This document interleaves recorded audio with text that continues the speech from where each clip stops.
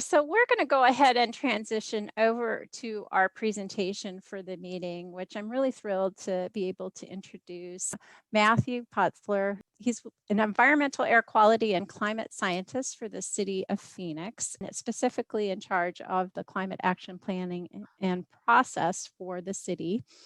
And Matthew, his background is that he is an air quality and climate scientist. He has a Bachelor of Science and a doctorate degree in chemical engineering from the University of Arizona, where he was a National Science Foundation GK-12 Fellow and an NSF Bridge to the Doctorate Fellow, and his research focused on environmental remediation. Before beginning his public sector career, he worked in the private sector as a process engineer in the mineral extraction industry, which I hope he'll say a little bit about that experience, because I'm sure that probably shed a lot of light on his interests, and it provides a lot of background for his climate work. And today he's going to be talking about the City of Phoenix's climate action planning process, of course, their commitment to C40 and the Paris Agreement, which I think all of us are trying to wrap our heads around. What exactly does that mean for a community like Phoenix? And also, what does that mean for neighboring communities in the Phoenix metro region? So without further ado, Matthew, I'd like you to probably provide a little more background on yourself. And just to say that I had the great privilege of participating in your recent youth climate action workshop that you did. So I hope you'll have plan on talking a little bit about that too. Well, thank you, Anne. So while I set up the PowerPoint, I'll give a little bit more background.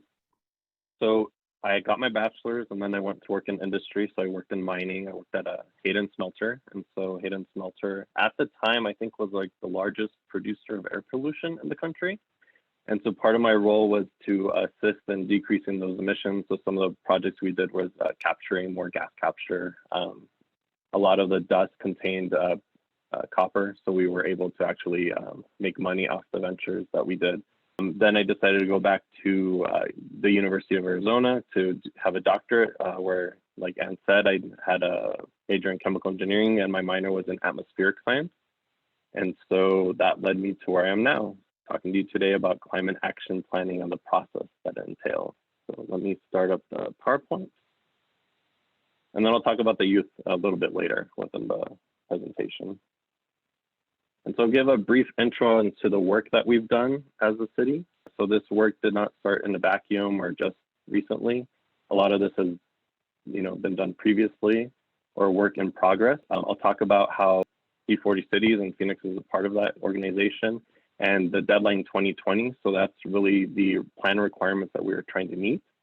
I'll describe briefly about the climate liaisons. I saw some of them on the call or presentation, so thank you for joining us. I'll point out some of the work that you have been working on and how you've contributed. So to what we have called the Climate Action Plan Framework. So this is the programs and policies and projects that are currently in progress for the City of Phoenix.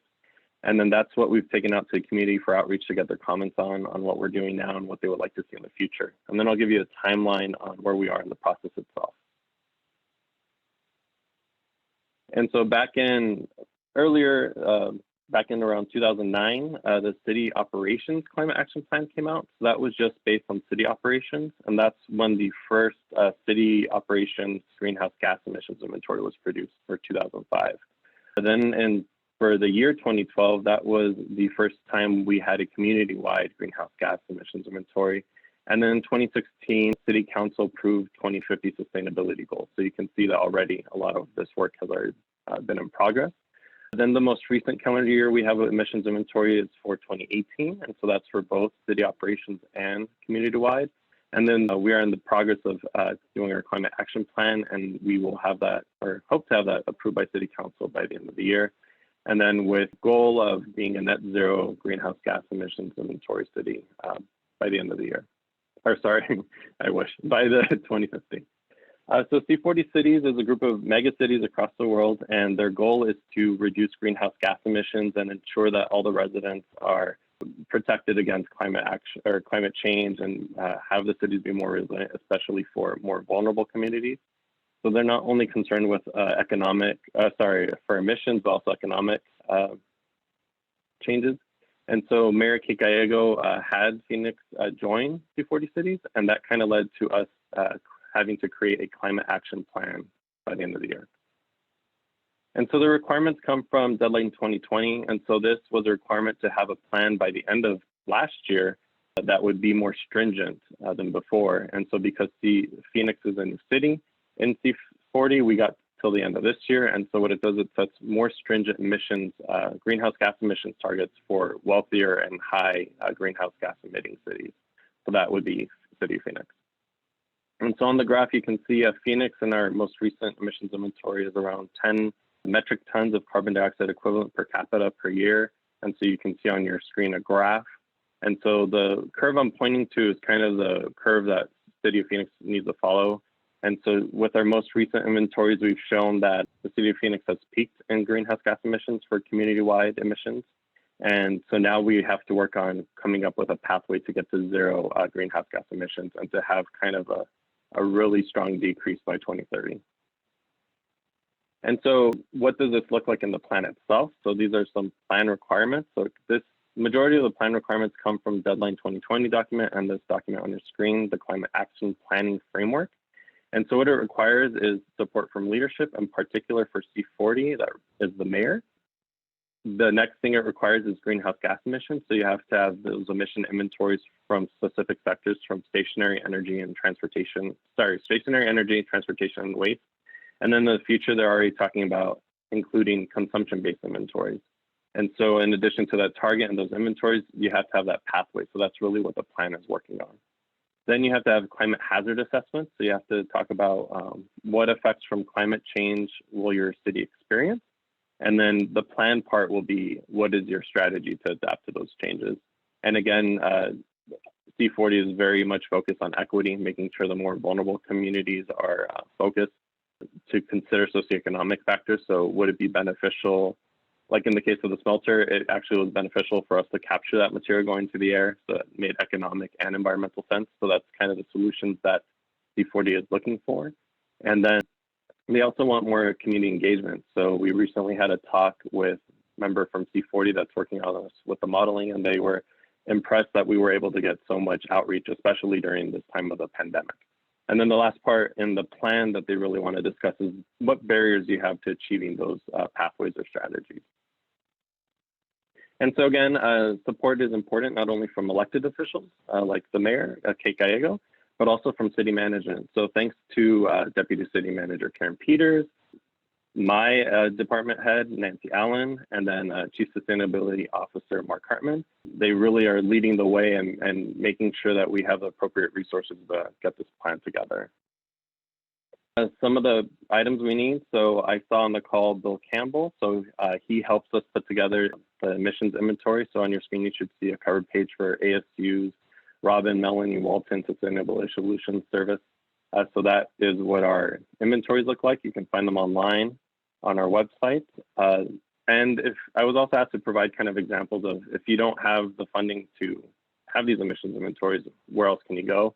So I also saw on the call Joshua Uberher from Maricopa County, and so he kind of led the way for county-wide greenhouse gas emissions inventory. And so if you don't have funding for your own city, a lot of the municipalities and within Maricopa County were included in that inventory, if not all of them. And just to give you a comparison between what ASU produces for us and what Maricopa County produced, there was only an 8% difference in greenhouse gas emissions. So that's a good way to start. For climate action planning, one of the things you have to have is an assessment. And so you can see an example of the assessment that we are able to have. So luckily, a study by RTI International was recently completed. They're in the process of finalizing the full report, but we have early results. On your screen. You see example of some of the graphs that were provided. So extreme heat, you can see which areas will experience higher maximum summer temperatures if their emissions aren't decreased. And so that will help us plan which areas we need to provide more services for, provide more adaptation in those areas. And again, if you don't have access to RTI International, or you can always go to the US comes out with their national climate assessment. So there's a picture on your screen. Arizona State Climate Office has a lot of information about what climate used to be. And then for kind of a worldwide view, you can go to the Intergovernmental Panel on Climate Change. And so they come out with synthesis reports, and they have one that's specifically for policymakers. So it's kind of an easier read, just gives you the bullet points. And so the first step for the city of Phoenix was finding those plan requirements. And then the next was establishing climate liaisons. So I saw a few of those as well. I tried to write most of them down. So we have Michaela Castle, Travis Eckenberg, Cynthia Parker, Nick Brown. And so all of them were very helpful in producing what is now the framework and the plan, and eventually will be the plan. So these are representatives from the city departments. We try to get most of the departments. These are director level, or they report to the director. So these are high level individuals that have access to the information we need to include in the plan, or would know where to get that information. And again, this is why leadership is important, that backs you. So these were established by city management. And then practically we began meeting over WebEx. So because of the pandemic, we weren't meeting in groups. So we would set up meetings. I think we had a few meetings over WebEx every month. And so that was a way for us to share presentations and then get documents back and forth. We used OneDrive, Microsoft OneDrive. And so again, just to give you an idea of all the different departments that we had assistance from and provided information and are doing the kind of work that is going to go into the climate action plan. So again, aviation with Cynthia Parker, they're working on every component. So the three sides: stationary energy, transportation, and waste. So they have solar on aviation properties. They have the Phoenix SkyTrain for transportation, and then they're working on reducing waste within their vendors. Then we have other departments like in art. You're thinking, well, how is art contributing? So art will make public spaces more welcoming, and so that will have people want to be in those spaces. And then in addition to that, some of their installations are actually shade, so structural shade. Michaela Castle, also her department covers all three areas. So you have a lot for waste. They do a lot of work in energy efficiency, and then they're actually working a lot in transportation, getting a lot of the equipment shifted over to lower emitting vehicles. And then Travis Eckenberg, he works with the weatherization. So it's a low income weatherization program. And so, or I think he said he was a manager, sorry. So manager of the weatherization program. And so what that means is if your house, not getting cool or warm enough, they will provide funds and work to get that to speed. So that again, increases energy efficiency. And then let's see. So just to give you an overall idea of everyone who was involved. And so those climate liaisons provide us, again, with plans, programs, and projects. And then we took them, put them into different categories of actions. So mitigation, so those things that will reduce emissions, greenhouse gas emissions, and then adaptation, what things will help us with climate change. And so then we group those together under the different goals for emissions reduction, for mitigation. And so those would again go under stationary energy, transportation, and waste.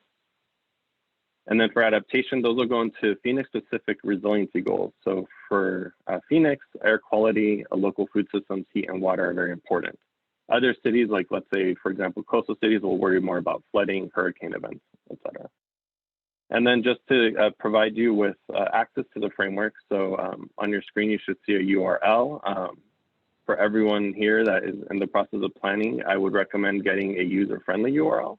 So that's what we're working on now for the draft plan. So once the draft plan's out, hopefully it'll be either a bit.ly or something much more shorter and cleverer. So on your screen, you see the framework. It was released in October 2020. And this is what we've been showing to the community to get their opinion on. And I'll just go over a little bit about the format, and then I'll give you examples for stationary energy. And then again, if you want to go see the actual document, it's online. So each of the sectors will have goals, not only for 2050, but also short, mid, and long-term goals. And then we have quick start action examples. So these are projects or actions that are being taken that can be completed by 2025. Then we have key achievements. And so for stationary energy, you can see our 2050 goals. So it includes having net positive buildings. So all new buildings will be net positive, not just in the energy, but also in embedded energy in the materials or embedded emissions in the materials. So the idea is that you will have materials produced either at low emissions or no emissions, and then have something like solar on the building itself to produce energy.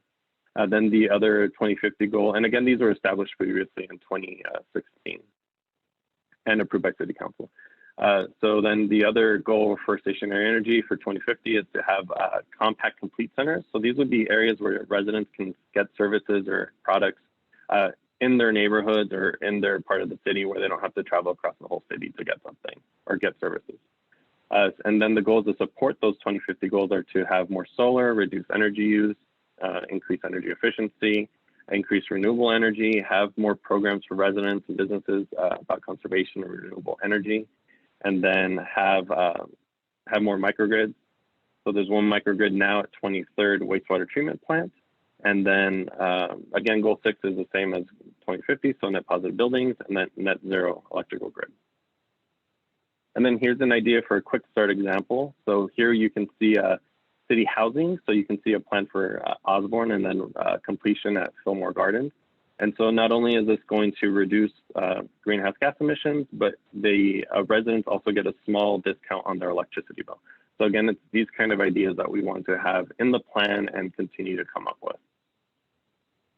And then on key achievement, so Nick Brown is energy manager for City of Phoenix. So these are the kind of projects that he's working on. So you can see the solar on aviation, solar on Burton Bar parking lot, and then at Lake Pleasant water treatment plant. And so the key achievement is that now there's solar on 50 plus city properties.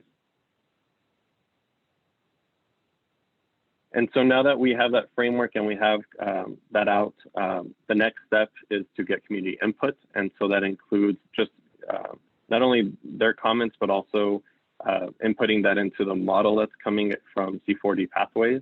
And then also we will verify using our greenhouse gas inventories in the future. And so that includes outreach with council and boards and commissions. And so every month we give an update to the Environmental Quality and Sustainability Commission. So they're a citizen commission appointed by the mayor that provides guidance to us on environmental quality and sustainability issues.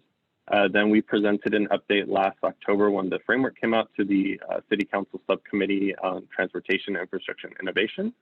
And then we've also provided updates of greenhouse gas inventories and climate action planning to the village planning committees. And so you can see an image of all those villages on the screen. And so we went to them last summer before we began this process. And then we will go to them this summer once the draft plan is out.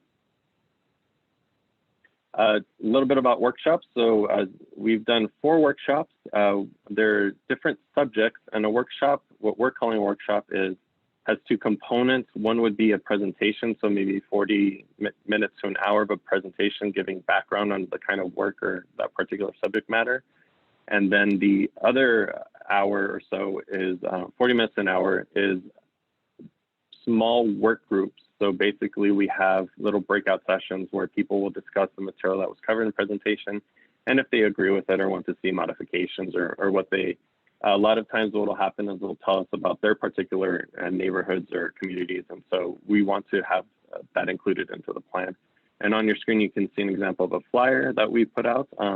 We've had a couple co-hosts. So one was Chisto, Arizona with the League of Conservation Voters, and that one was in English and Spanish. So we spoke in English, and it was live Spanish translation using this neat Zoom capability. And then we had another with the Phoenix Union High School Sustainability Officer Program, which I hope Anne has talked to you about. And so some of the stuff that we, some of the other information that we're trying to gather is the kind of work that's being done throughout the community. And so with the youth workshop, here you can see a picture of Elisa Cortez. She will be the second one in from your left. And she's the Chief Sustainability Officer for that Phoenix Union High School program. And so one of the projects she's working on is Solar for Students. So if you go to our website, solarforstudents.org, you can see an example of the kind of project that it is. So a school solar pavilion. So that would be an idea. You have a shade, but then on top of that, you will put solar and other kind of generation. Well, actually, in this case, I guess it is solar, just solar. And so you will be able to have areas outside where you can have instruction for school and then provide shade, make it comfortable, and then also have sources of electricity. So these are kind of the projects that we're looking for within the community because the city of Phoenix can't do it alone.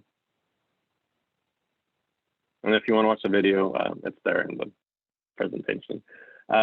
Next, we have shorter meetups, I guess, and we're calling those presentations. So like today, where we have kind of an hour to talk about the climate action plan and then a quick question and answer session. So we've done that for American Society of Civil Engineers. Limited Potential is a group we use for translation services. So they helped us out with the CHISPA co-hosted workshop. We presented to the Arizona Green Chamber of Commerce, and then today's group, and then also the Heat Preparedness and Resiliency group. And then you can see on your screen a picture of what that would look like. So all these links to these presentations are on that website, phoenix.gov/OEP/climate. Most of our responses or results and comments have come from online surveys because it's one, easier to get to, quick, not much time commitment. So that might be a good way to start getting feedback. And so our first one happened over summer before the framework came out. And so that kind of helped us establish what topics to start out with in our workshops. So that's why a lot of it's focused on heat, because you can see 75% of the respondents are extremely concerned. And so between the three surveys, we've had over 1,000 responses. We also have other types of outreach. So we have emails to climate@phoenix.gov. And then we also have social media. So we were impressed with how many impressions we got from X-Store. So we had over 50,000, and our communications office was also impressed with that number. And so we're hoping to repeat that this summer when the draft plan comes out. We've also sent in the newsletter for the water bill. So Phoenix at your service. So you can see it kind of circled in red, what kind of little caption we put in. But it usually provides information and a link to either the website or the next workshop. And then we've also done a few things in television, radio, and English and Spanish. And so the way that fits into the plan, that community outreach fits into the plan, is we start out with those inventories. Then we have our current projects and plans, and then we present that to the community. And once we get their comments on what they would like to see, we will feed those into that C40 pathways model. So that model will contain information unique to the city of Phoenix. So like economic indicators, our greenhouse gas inventories is fed into that model. Also, what kind of energy efficient buildings do we have? What kind of waste are we producing in particular? What kind of recycling we're doing? What is our transportation based on? What kind of mode of transportation we use the most?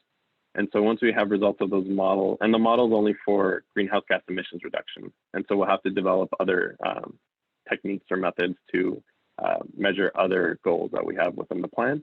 And so once we have that model and the comments from community, we will ask the climate liaisons to review that information and propose if the solutions that were given to us by the community, how practical they are, or what time scale they would need to accomplish those.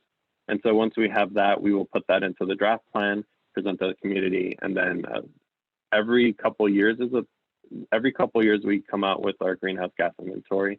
And so the idea is, sorry, I have cats and they're fighting apparently, very entertaining. So then every couple of years we'll have those inventories, and then this whole process starts over again. And so the idea with inventories is that if we see change or not, then we can make adjustments. And so in regards to the timeline, we just completed engagement for that framework that I talked about earlier. And so now we're waiting for C40 to send us back their model using our information.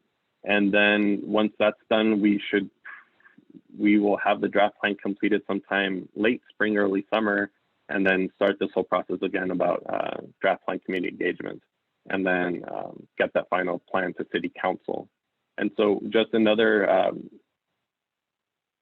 thing we experience is that the longer lead time you have for all this engagement, the better off you are, the more people will attend, the more interest you'll gain. And so we're working out our schedule for summer now, even though it's, March. And then if you have questions or want to go through that workshop, have any surveys, feel free to email us or view that website. And I think that's all I have. So if you have any questions. Thanks, Matthew. Yeah, actually, we do have a couple of questions that were put in the chat. Cecilia Rivera was asking if you could clarify if these goals or mitigation actions are for the city facilities only or for the community. I think I'm not muted, right? Some of the goals are for city operations, and some of the goals are citywide, community-wide. So not only will affect city operations, but residents and businesses within City of Phoenix city limits. And do you designate that somehow in the plan itself? Let me try to pull back.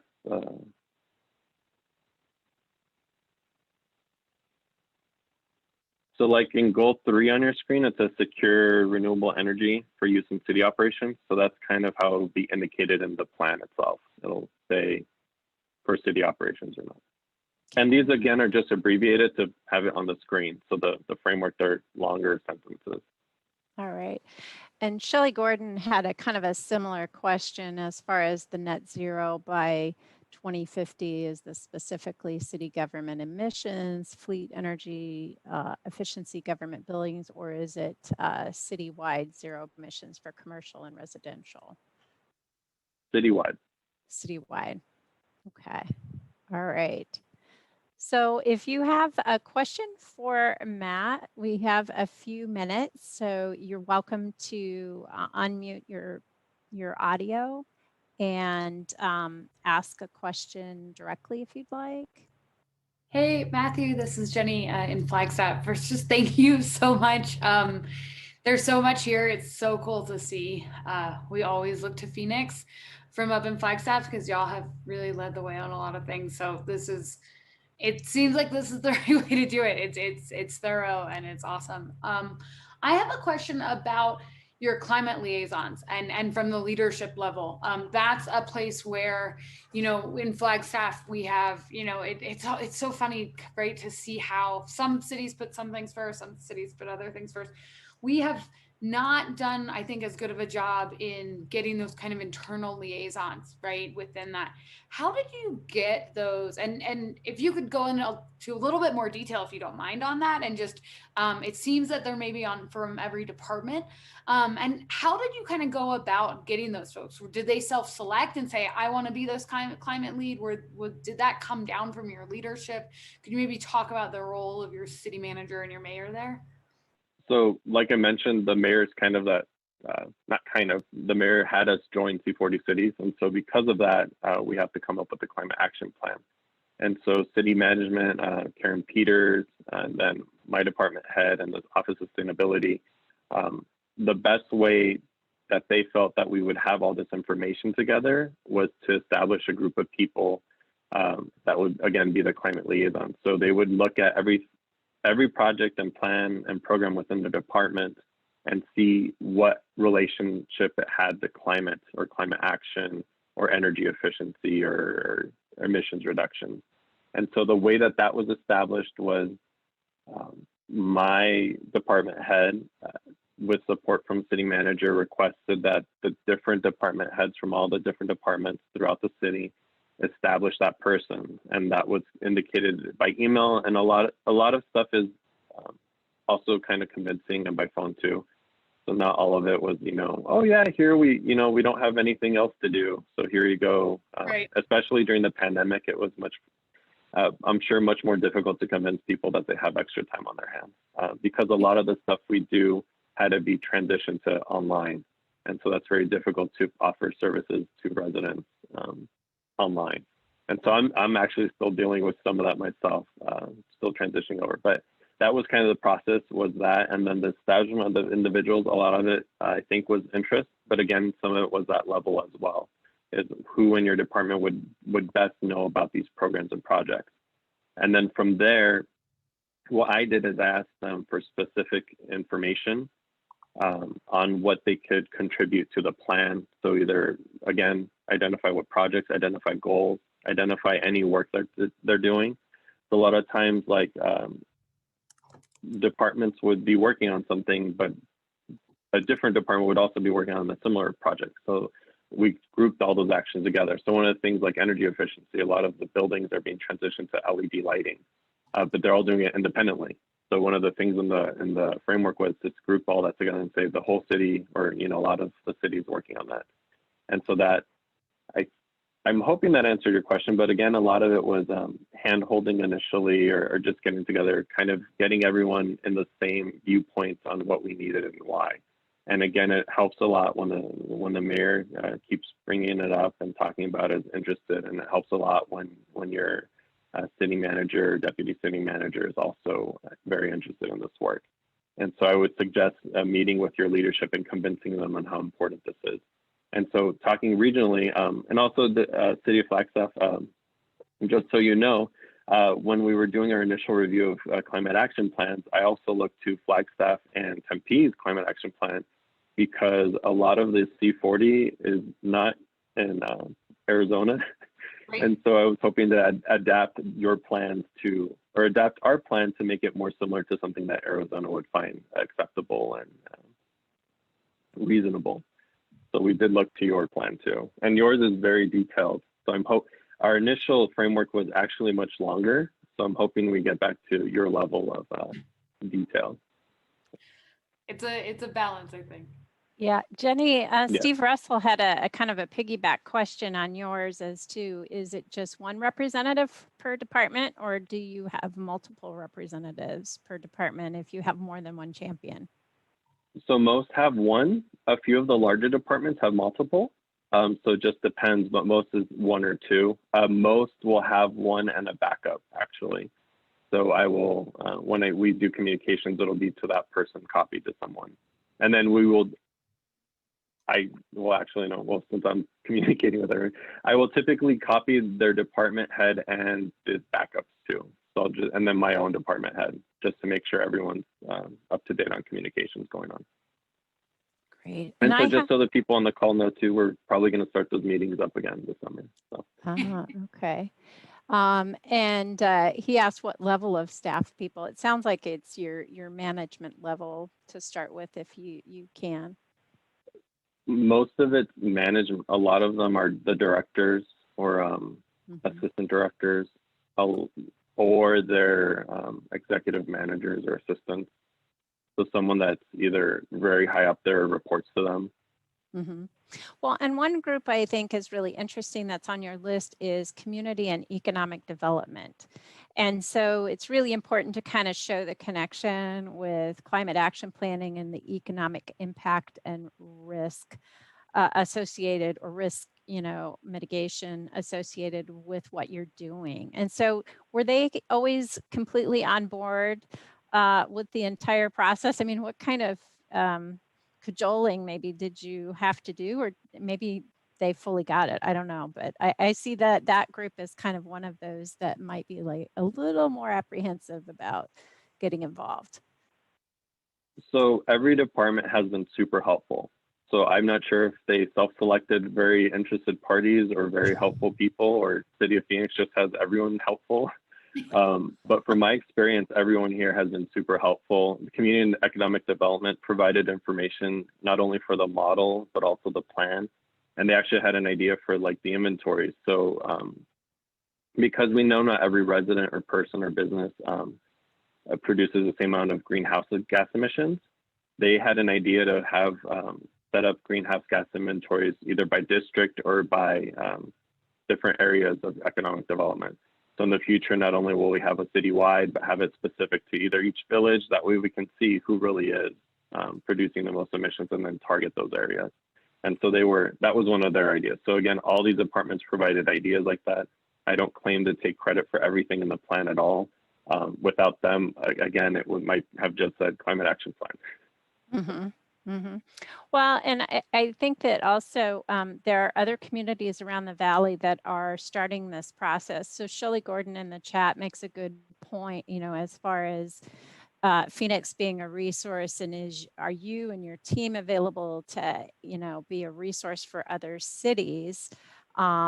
And I would venture to say yes. And that's actually kind of the purpose behind the Climate and Resilience Workgroup and the office hours for cities, is so they have the opportunity to have some one-on-one conversation. So do you have anything that you would recommend, I guess, to other communities in the process that, you know, and what you've learned? Obviously you've done a lot of outreach, so I'd say that's probably one of your key, you know, important factors. But what would you recommend for some of maybe the other small to medium-sized communities that want to go down this path too? So again, the first place you have to start is to see where you're at now. And so let's say you don't have the two things you need primarily is to know what you're doing now in regards to climate action. So that's where this climate liaison idea might come into play, where you can reach out to different departments and see what activities they're doing. A lot of it is energy efficiency, energy use reductions, transportation efficiency. It doesn't always have to be zero emissions right away. You don't have to go from diesel truck to electric. It could always be, you know, a step along the way. That's one part. Just look within your city, see what climate action is being taking place. And again, Maricopa County conveniently provided a greenhouse gas emissions inventory for 2018, so that you could use that as maybe a starting point, see how you can use that. It probably will be close to what you are actually doing, if not spot on. So that's one way to start for your greenhouse gas emissions inventory. The climate hazard assessments, there's, like I mentioned, those few documents online. Maybe it's not specific to your municipality or organization, but you're going to experience the same effects Phoenix will, most likely. Maybe you won't get down to neighborhood level, but you know that will be a hotter, drier region in the future. So you can plan for that. But that's, I think, where you can start, is just coming up with those two things and seeing just what your baseline is. Okay. We have a couple of final questions. One is from Danae Potzler, who's with the city of Avondale. And sorry, I just lost track of her question. Danae actually participated in one of our workshops. Yeah, can you speak to some of the key takeaways from the community surveys and workshops? Were there any surprises? And then Lori of Scottsdale asked, what software programs do you use to baseline? For baseline what? The inventory? Probably your inventory, I would imagine. The inventory is done through Excel. So basically you take the amount of activity, like let's say how much electricity you use, and then you multiply it by emissions factor. And those you can get from EPA or the Intergovernmental Panel on Climate Change. So those you can find online, and that'll give you your emissions. So you'll get an emissions on electricity. So, but that's Excel. And then as to workshops, what we've found, so we're still in the process of putting together all the information, but so far what we've seen is a lot of it, your responses that you get does depend on what communities you're focused on, surprisingly enough. So that's why it's important to reach out to different communities. So particular, the ones that were bilingual or Spanish too had different priorities or interests than the people in the more general for heat. So I'll give you an idea. So one of the ideas, so the people that attend in Spanish, mostly from South Phoenix, and their concern, everyone loves trees, everyone wants trees, that wasn't surprising. But one of the concerns from South Phoenix was that by placing trees, that they might outprice the people living there, that rent would go up or the cost of ownership would go up, even though you're doing this great benefit that the people there might not be able to afford living there, and then they'll get pushed out of that area as well. And so those are the kind of concerns that came up that was, to me, maybe not surprising is the right word, but it's just something different that we hadn't seen before. So it's good to include that into our plan and say, we have these actions, they'll benefit the area, but how are we going to make sure that the people there will experience those benefits? Great. Okay. All right. Well, I think what we'll do is we'll transition over to the rest of our meeting. I want to thank you, Matthew, for your presentation. And just to mention to everybody that's on the call that the presentation that you've shown is on the SCN website. So if you go to sustainablecities.asu.edu and go to our members, and then our meetings page. It'll be one of the first presentations. And do you want to put in a plug for your action plan framework?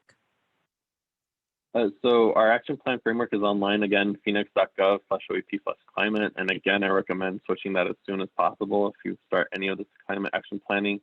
And then if you have any questions after this, email climate@phoenix.gov, and so our office can get back to you. And then you can see a little instead of our website. But Great. thank you for joining us.